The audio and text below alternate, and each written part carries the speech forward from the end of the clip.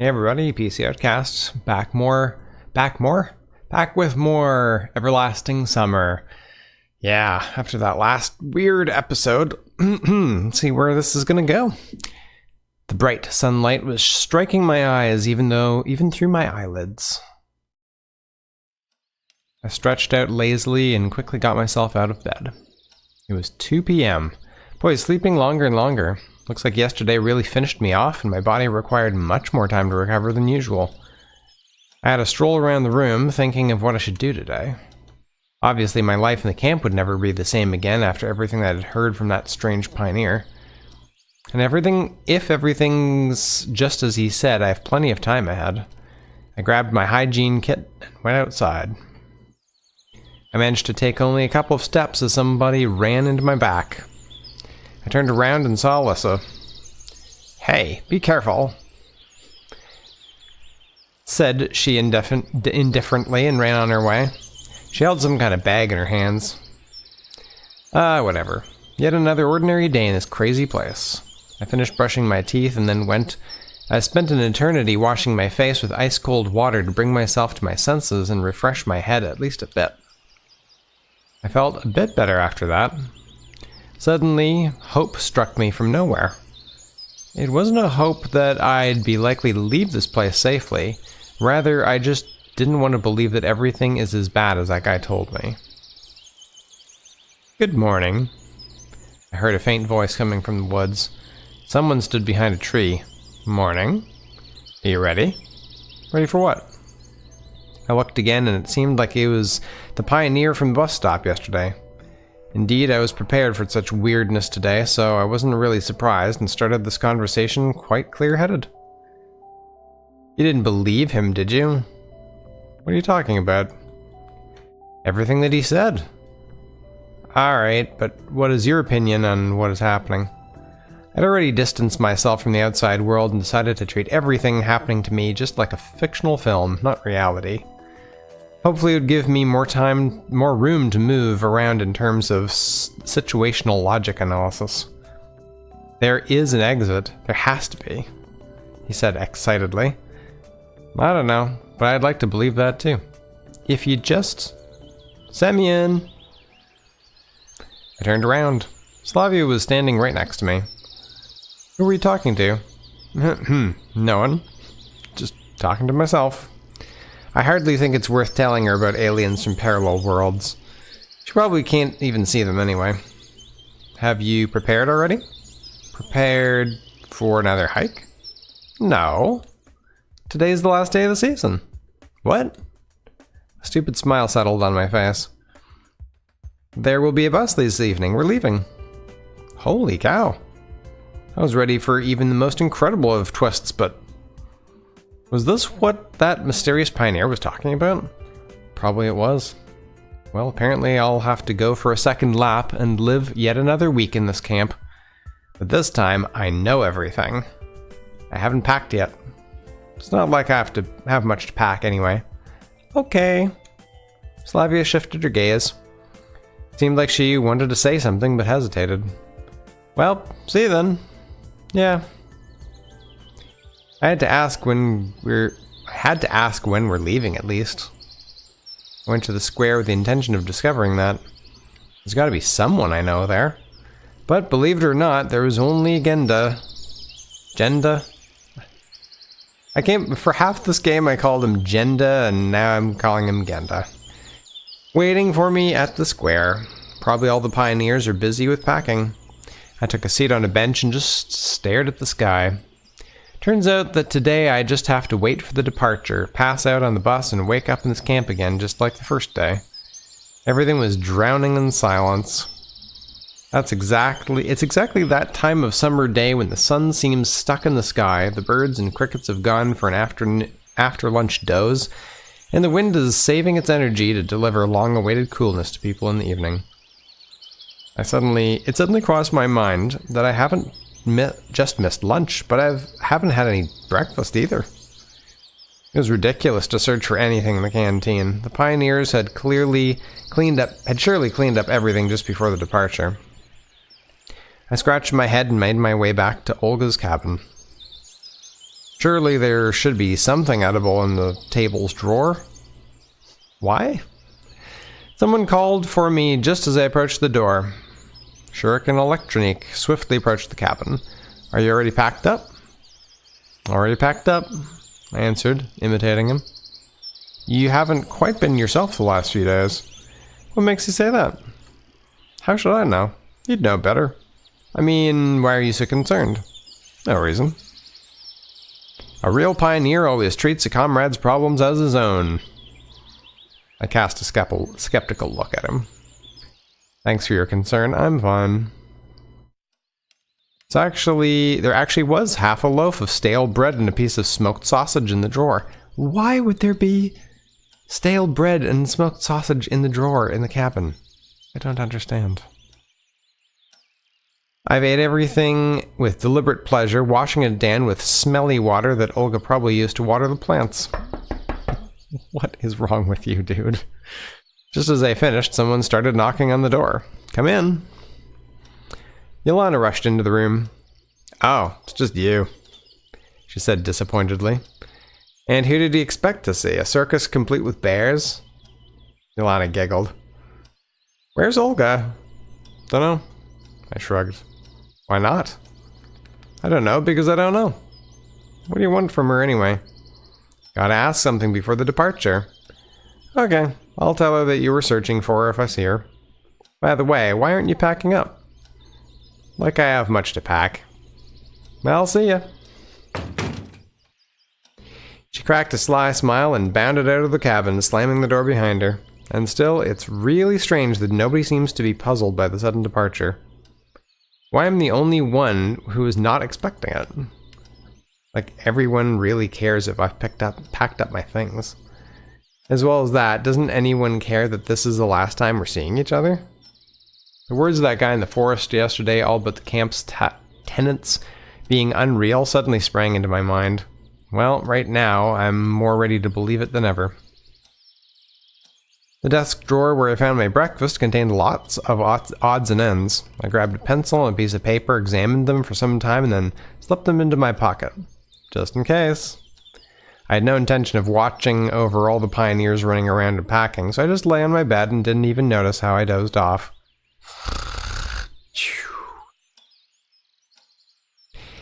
It was somebody's voice that woke me up. A familiar pioneer was sitting directly opposite with his back to me. I'd gotten used to him a bit since yesterday, and it even seemed that I stopped fearing him. Hey, why do you always hide your face? Because you shouldn't see it. If you say so. I wasn't in a position to argue. So what are you going to reveal this time? You already know that it's the last day of a session, don't you? Yep. And you've already spoken with that one? Yep. So what did he tell you? Nothing special. He said that there's an exit out of here. Pioneer burst into laughter. Yeah, I believed that too, ages ago. And now? And what is now? I have my past, my life back then. He stopped talking for some time. Anyway, it all was a long while ago, so I don't really remember. The future's all the same. Loops, loops, loops. Repetitions of the same story. Where is this now? Well, I hate to say it, but I'm not yet as lost in time as you are. Oh, that's nothing. That'll come with time. He broke into diabolic laughter.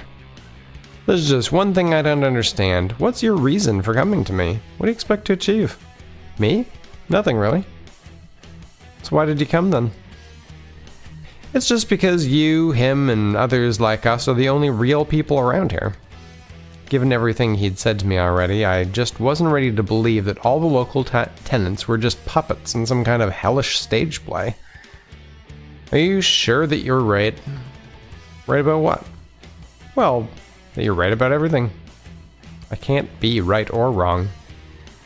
I didn't choose this world, I didn't throw myself into it, I'm just here, and you're just here. Listen, I've already got a headache from your philosophizing. I was kind of puzzled myself as to why I was so calm talking to this mysterious pioneer.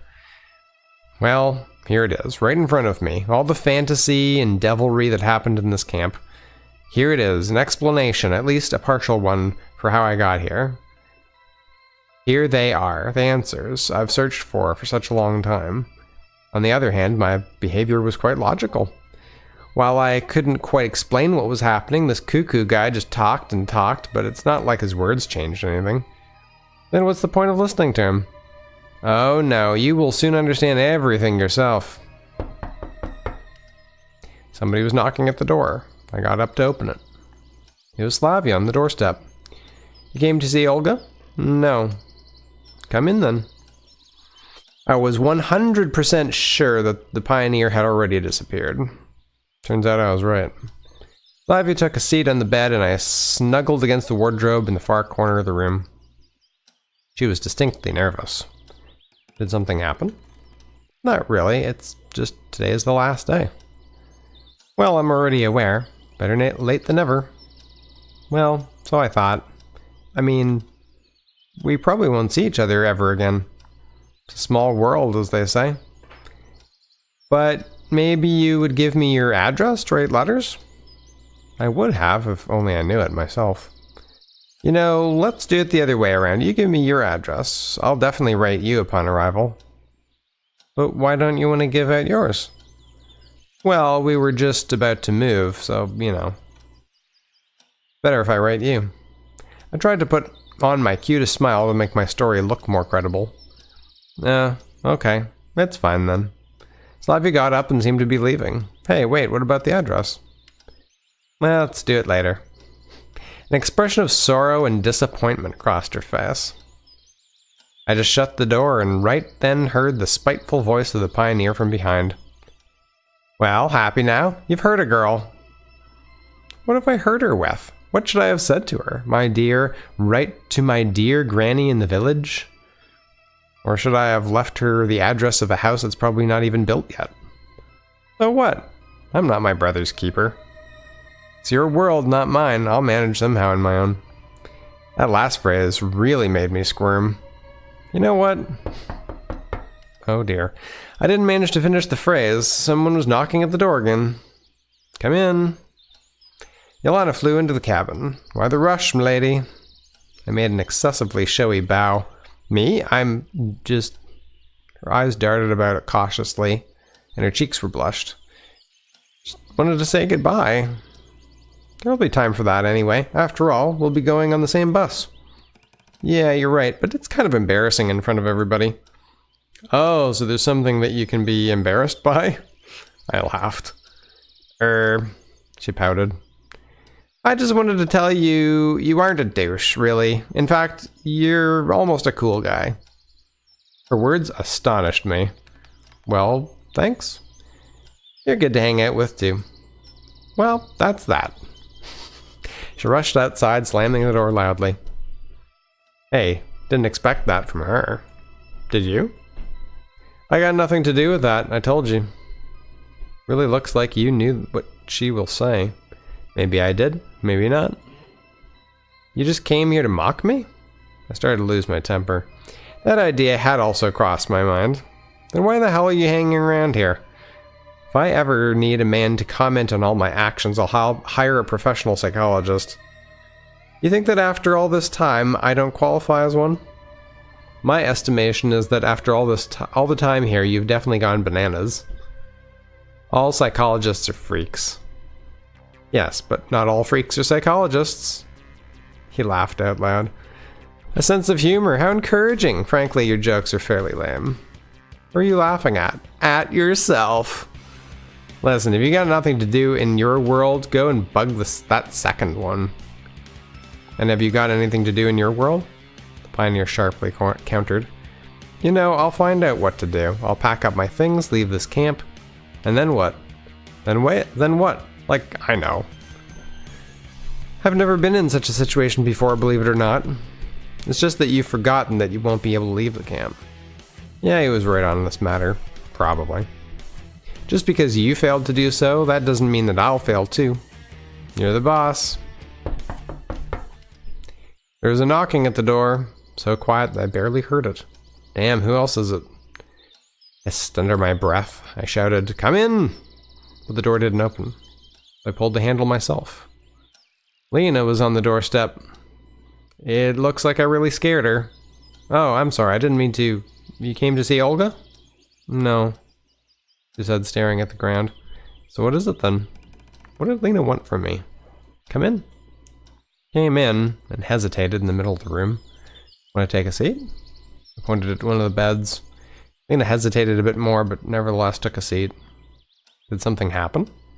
Not at all. It's just... She threw a quick glance at me, but blushed at once and looked away. Here. Lena took something out of her pocket and handed it to me. I was stunned. It was my phone. But where did you get it from? I found it in the forest. Okay, but why do you think it's mine? Some boy told me so. Have you ever seen him before? I don't know. I couldn't see his face, but he was dressed in a pioneer uniform.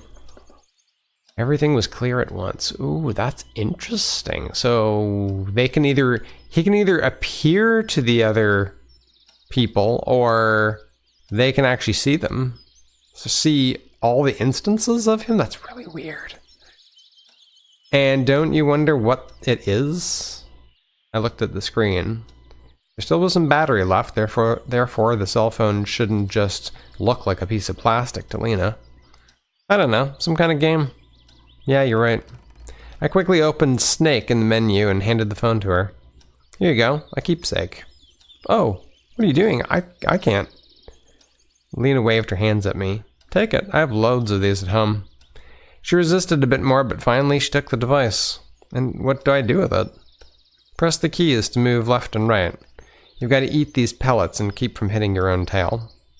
Wow, it's so interesting. She smiled. Thank you. And yet I have nothing for you. It's so embarrassing. I don't need anything, thanks. No, that's not good, she said with a voice that sounded more confident than usual. It's the last day today, after all. Yeah. I hope we'll meet again. I think we will. Then I have a present for you. And what is it? Close your eyes. I did so. And promise that you won't open them until I tell you. Okay. No, you have to promise. All right, I promise. In a moment, I felt a light kiss on my cheek. I was really eager to open my eyes, but I promised. Open. The room was empty. What a girl. The only thing I managed to say. So how does it feel, stud? I heard malicious laughter from the place where Lena had just been sitting. Oh no!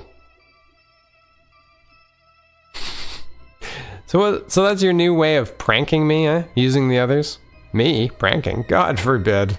Indeed, you got a kiss from a sweet girl, thanks to me, on the cheek. But anyway. I really wanted to beat him up at that moment, but I wasn't even sure that he's a physical being here. I presume that this prank wasn't your last one? I said, calmer. Who knows? Who knows? Isn't it fun?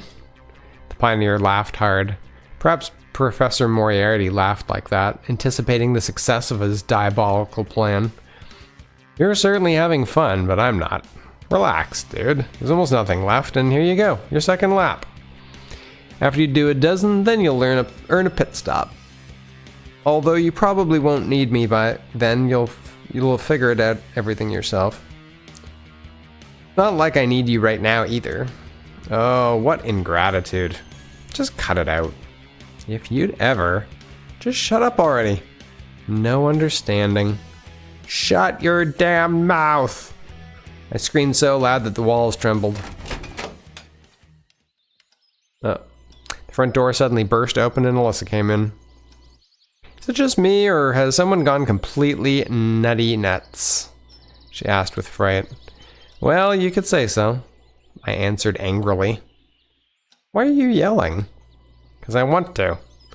I've already realized that the accidental arrival of Alyssa was either planned by this pioneer, or would be commented on by him in a manner that I'd sooner drive a pair of nails into my ears than have a hear. Have you gone psycho or something? Alyssa reclined on a bed in a laid-back manner. To what do I owe the honor? I came just for the sake of it, and you're just here screaming. You aren't doing anything just for the sake of it. I got nothing to do. I've packed my stuff. It's boring. Well, well. If you think that I came to you because... She threw an angry glance at me and turned away. I really shouldn't have come after that. After what? I haven't said a word. Of course, you thought it instead. Oh, so you can read minds now. There's no need to read your mind. It's written all over your face. It was hardly possible to read anything on my face besides fatigue and anger. And what have you read there? It's none of your business. Well, it's not like I'm holding you here. Forget it. I'll go wherever I please. Don't boss me around. Okay, stay here then, for God's sake. Anyway, I liked Alyssa's company was much more than the Pioneers. Okay. I lay back and closed my eyes. It took Alyssa a few minutes to break the silence. You really don't want to tell me anything. For example, today is the last day after all. So you're happy? Well, he babbled uncertainly. Everyone's leaving. Good riddance. And that's all? You need something else? Didn't you like it here? Her voice sounded unusual. I've seen better places. Damn, you're so dumb that speaking to you is a complete waste of time. Got up and headed to the exit. Yep, good luck to you too. Alyssa turned to me. Her face was writhing with anger.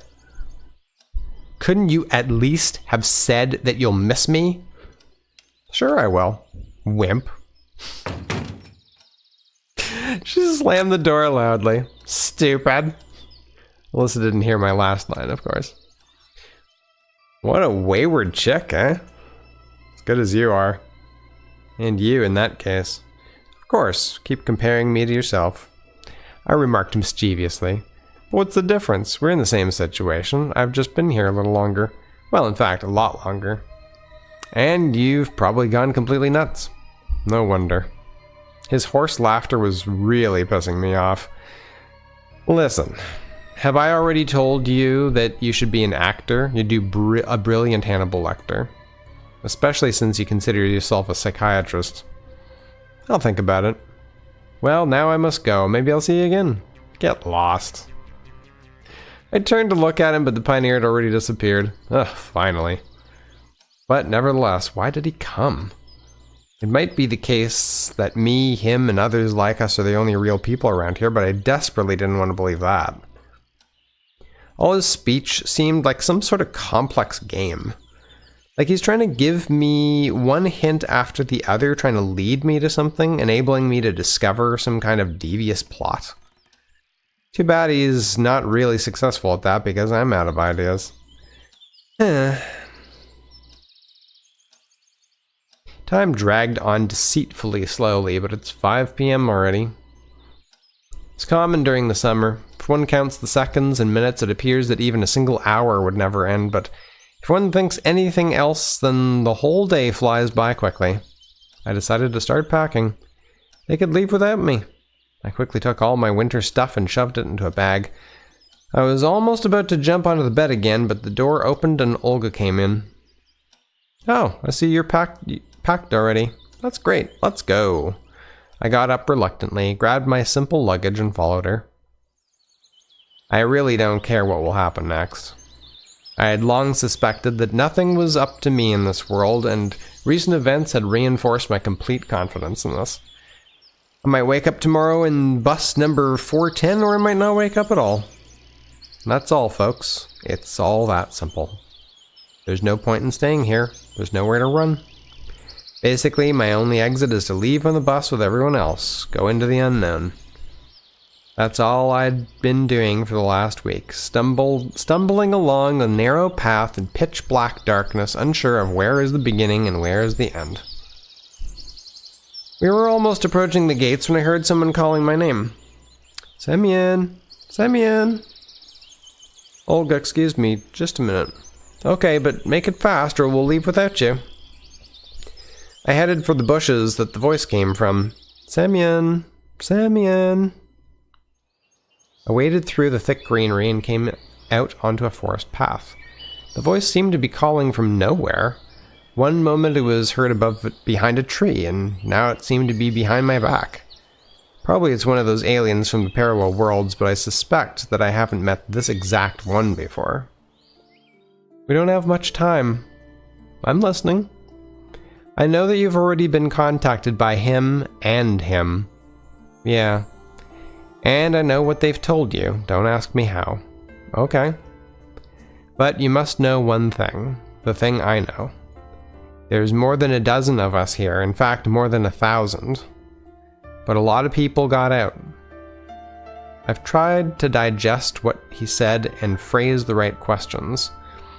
Then why are you here? I stayed. Why? To help others to find an exit.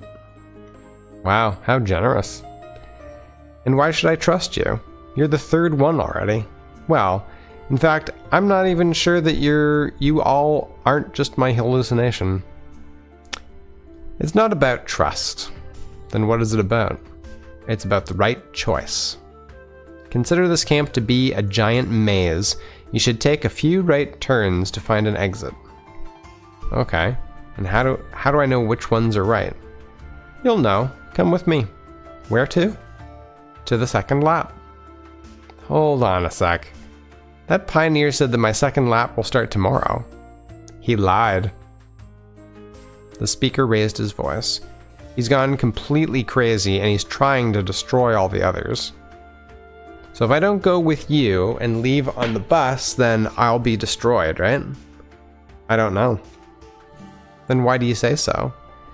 Nobody ever returned after a conversation with him. Listen, why should I trust you? I was definitely on the edge. While that pioneer just mocked me and didn't seem to be a real danger, this one clearly spoke about things worth being anxious about. I couldn't decide which one I should trust. This problem is like trying to get a blind man to say whether the light in the room is on or off. He can only guess, just like me. Hurry up, time is running out.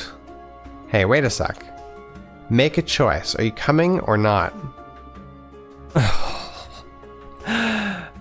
I don't know, the other guy is completely nuts, so, you know, following his advice is probably terrible, but following this person's advice is probably a terrible idea too. But we gotta do one or the other. Okay, let's go. Anyway, it sounded more credible than the crazy pioneer. Of course, this solution could be fatal, but the alternative isn't any better. I just took a shot in the dark. Okay, so where are we going? We are already there. My eyesight started to fade and I felt my consciousness leaving me.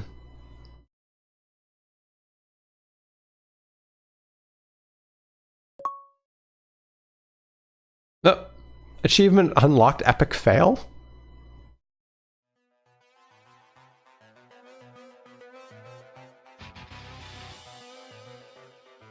What is happening? Did I get one of the bad ends? Oh, I got like the worst ending. W Games team wants to thank you for playing this game. Wow. I got like probably the worst possible ending. That's terrible. Oh no. Now I know why my wife like goes through and figures out like what options she needs to choose to get which ends she wants. Oh, well, you know, we did get a kiss from Lena, although it could have been a kiss from our own psycho self-pioneer guy that we can't see his face. I don't know. I really don't know what happened there.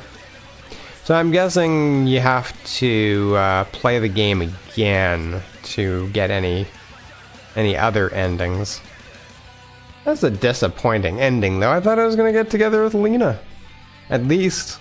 Couldn't even get together with the nurse. Pfft, that sucks. Well, thanks very much for watching. Yeah, just comment in the description, or I mean, comment below if you'd like to see me play it again and try some different options. See you then.